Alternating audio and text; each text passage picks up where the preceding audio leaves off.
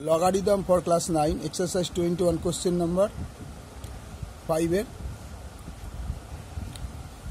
7 নম্বর page 286 serial number 615 আগে আমি বলে দিই এই অঙ্কটা বলছে log a square by bc plus log b square by ca plus log c square by ab আগে ফর্মুলাটা খেয়াল করো log base m1 log base b m2 log base a m3 এই ডট ডট দিয়ে যদি হাজারটাও থাকে তাহলে তার বদলে লিখতে হবে লগ সব ইনটু হয়ে বসবে যেমন m1 into m2 into m3 এখানে তাই জিনিস লগ এটা হচ্ছে a square by bc into b square by ca into c square by ab তো লগটা লগই রইল এবার এইগুলো গুণ করলে কি a square b square c square R bc ca ab একও গুণ করলে হবে a square plus b square c square তাহলে a square b square c square কেটে গেল তাহলে log base 1 1 ইকুয়াল টু হবে 0 আমার এখানে 0 অঙ্কটা 0 প্রমাণ করতে বলেছে ইকুয়াল টু 0 তাহলে অ্যান্সার হবে 0 প্রুভড এটা যে প্রশ্নটা এখানে লেখা ছিল 0টা লেখা নেই এটা 0 করার কথা ছিল তাই উত্তরটা হয়ে গেল 0 সিস্টেমটা বুঝে নাও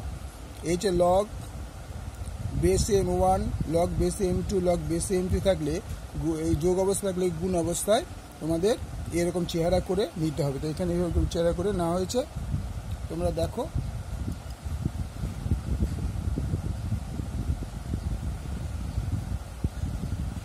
তোমাদের আরেকটা বোঝার জন্য আরেকটা ফর্মুলা লিখে দিচ্ছি মনে করো log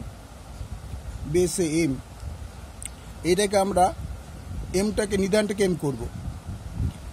এই যে এটা নিধান এই নিধানটাকে m করব আর এটাকে হচ্ছে বেস করে মানে করে দেব বাস্তব সংখ্যা করে দেব তাহলে কি করে করব সেটা এটা করতে গেলে তোমাকে 1/log m বেসে সিস্টেমটা দেখে নিলে অর্থাৎ তোমার কাটাকাটি করার সুবিধার জন্য এরকম যদি সংখ্যা থাকে অথবা তুমি দেখছো এরকম একটা সংখ্যা উপরে লেখা আছে তাহলে এরকম যদি একটা 1/m করতে হবে তাহলে কেটে কেটে কাটা যায়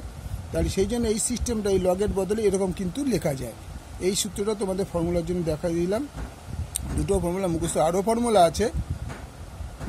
এটা হচ্ছে a বাই b এর একটা ফর্মুলা আছে log a minus log b এটা গুণ যোগ অবস্থা ছিল বলে এটা হয়ে গেল গুণ আর এটা যদি বিয়োগ অবস্থা থাকতো এগুলো হয়ে যেত বাই হয়ে ভাগ ঠিক আছে ওকে